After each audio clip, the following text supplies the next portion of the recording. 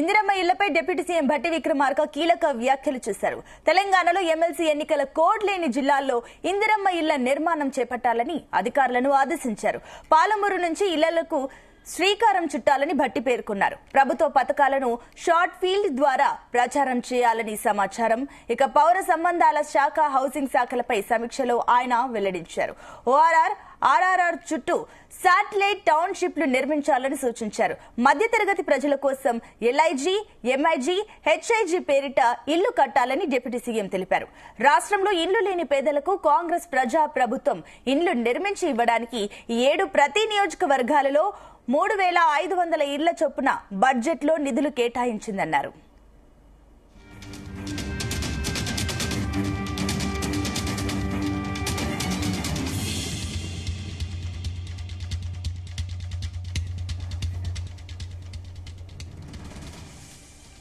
Right, ఇక మొత్తమే అటు చూసుకున్నట్లయితే అటు ఏదైతే ఇళ్ల పథకాలకు సంబంధించి డిప్యూటీ సీఎం భట్టి విక్రమార్క ఈ కమెంట్స్ పైన మరిన్ని డీటెయిల్స్ మా కరెస్పాండెంట్ సతీష్ అందిస్తారు.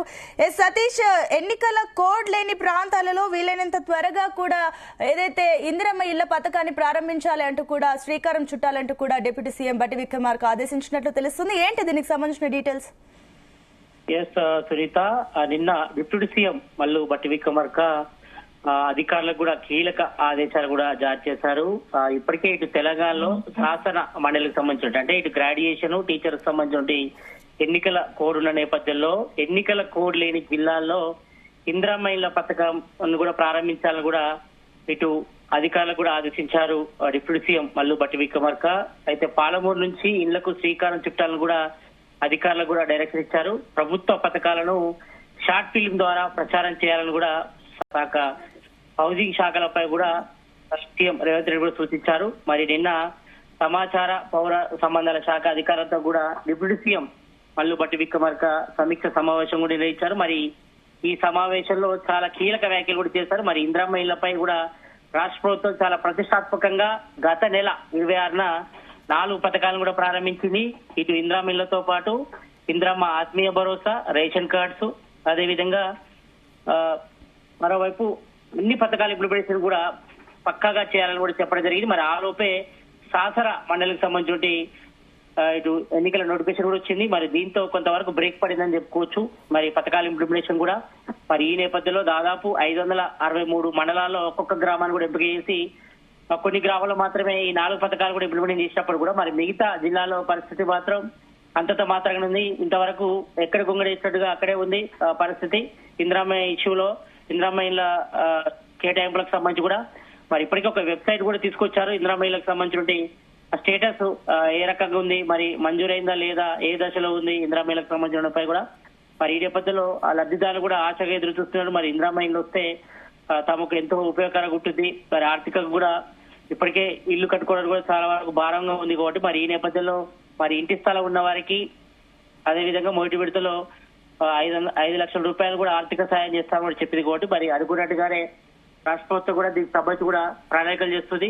మరి ఇప్పటికే ఇటు శాసన మండలి సంబంధించి ఎన్నికల కోడ్ నేపథ్యంలో కొన్ని జిల్లాల్లో మాత్రం ఈ యొక్క ఇంప్లిమెంటేషన్ కూడా చేయలేకపోయింది. మరి ఈ నేపథ్యంలో ఎక్కడైతే ఎన్నికల కోడ్ లేదో ఇక్కడ ఈ యొక్క ఇందిరమ్మ ఇళ్ల పథకాన్ని కూడా ఆల్రెడీ షురూ చేయాలని కూడా రాష్ట్ర ప్రభుత్వం కూడా భావిస్తుంది. మరి పాలమూరు జిల్లా నుంచి ఇందిరమ్మ ఇళ్లకు కూడా శ్రీకారం చుట్టాలి. మరి పేదల కోసం ఎల్ఐజీ, ఎంఐజీ, హెచ్ఐజీ పేరిట ఇల్లు కూడా నిర్మించాలి. మరి ప్రతి నియోజకవర్గంలో మరి కాంగ్రెస్ గవర్నమెంట్ చెప్పినట్టుగా మరి ప్రతి నియోజకవర్గానికి 3500 ఇల్లు ఇస్తామని కూడా చెప్పారు. మరి దీనికి సంబంధించి కూడా బడ్జెట్ లో కూడా దాదాపు 7000 కోట్ల పైగా నిధులు కూడా సమకూర్చడం జరిగింది కాబట్టి మరి ఈ విషయంలో మాత్రం రాష్ట్ర ప్రభుత్వం మాత్రం ఒకటే చెప్తుంది. మరి ఎక్కడైతే ఎన్నికల కోడ్ లేదో అక్కడ ఈ యొక్క ఇందిరమ్మ ఇళ్ల పథకాన్ని కూడా ప్రారంభించాలి. ఇప్పటికే లబ్ధిదారుల ఎంపిక కొత్త కూడా ఒకవైపు ప్రాసెస్ కూడా జరుగుతుంది. మరి L1, లైన్ 2, లైన్ 3, లైన్ 4 సంబంధించి కూడా డీటెయిల్స్ కూడా ఇస్తున్నారు నేపథ్యంలో మరి దీనిపై కూడా ఇప్పటికే అధికారులు కూడా కసరత్తు చేస్తున్నారు. మరి ఎవరికైతే మొదటి దశలో ఇంటి స్థలం ఉంటుందో వారికి మొదటి దశలో ఇందిరమ్మ ఇళ్ల కోసం సంబంధించి కూడా 5 లక్షలు కూడా ఆర్థిక సాయం చేస్తుంది. మరి యొక్క ఆర్థిక సాయం కూడా 4 దశల్లో కూడా రాష్ట్ర ప్రభుత్వం చేస్తుంది కాబట్టి మరి దీనికి సంబంధించి కూడా చర్యలు కూడా చేపట్టాలి.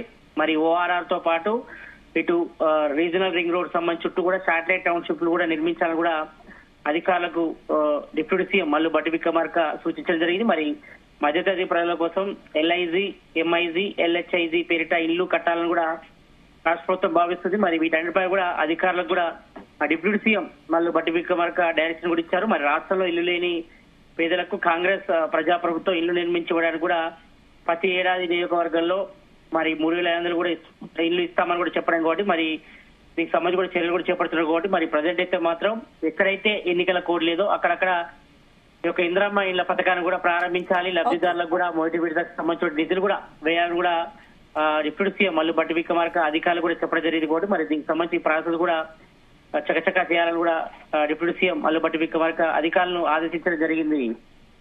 Right Satish, thank you.